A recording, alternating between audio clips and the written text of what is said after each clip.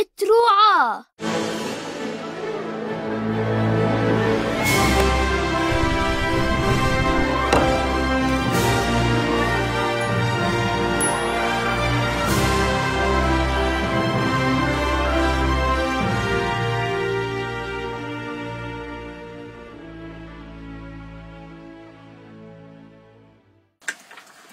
ان هو مدرس وفريندلي مع كل الطلبه. يعني هو جاي في الاول استاذ شرعي وبيشرح وبيخلص حصته والسلام عليكم. بعد كده تحاول تقبض اللي انت عملته ده غلط وحملك مسؤوليه. في حاجه بقى اللي هو النرف نفسه كبني ادم مختلف. النهارده درس جديد لينا عن تاريخ مصر القديم. كنا خلصنا ما يسمى بالعصر العتيق اللي بيشمل الأسرتين 1 و2. السلام عليك أيها الملك العظيم، لقد جئتك متحليا بالحق وما دمت بريئا فاجعلني من المقربين إليك. أعوذ بالله. يلا يا يحيى. الملك خوفو كان اقتنع خلاص بالفيديو اللي وريتهوله وصدقني، والمهندس حين كان هيقول لي السر. كانت أبوه.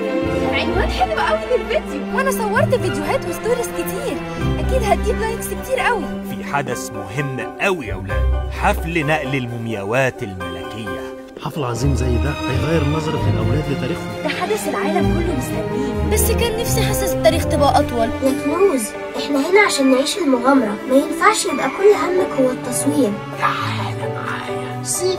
سينو نو سينو. اسمي سينو. لان هو اصلا بصير وزعه، فهو طول الوقت حاسس ان هو ايه، لازم الناس كلها تحتاج.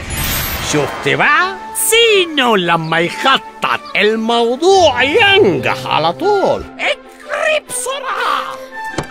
ايه ده؟ هو في ايه؟ ده مراسم احتفال بمولود جديد، وأنا جيت نورت البيت. ويبدأ يشرح له الحدوتة احنا فين بنعمل. دي رسالة ليها معنى آخر، فكر فيها وقول لي. ده حته براعنه زي الحواديت اللي بنشوفها بتحصل ما بين لحظة للحظة. استاذ احمد السقا قائد سكن الرعد.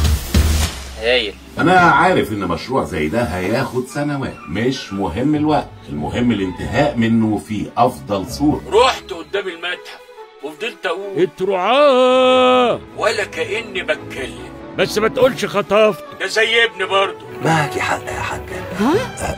ما تأخذنيش يا هانم. حكمي لازم يستمر من بعدي على حساب أي شخص، حتى لو كان الشخص ده أنت يا حتشبسوت. مش مهم هفضل في الحكم كام سنة، ولا مهم ايه اللي هيحصل. كل اللي يهمني كامت وبس. أنا بس عاوز أعرف أنت بتقدر تظهر وتختفي إزاي. ده كبير الكهنة نفسه ما بيعملهاش، ومن دلوقتي فترة ملكك انتهت، وأنا بعلن نفسي أمامك قبل أي شخص تاني ملك على كامت. تسلم يا استاذ. النهارده يوم تاريخي في فترة حكمي. بناء الهرم انتهى، هرم زوسر.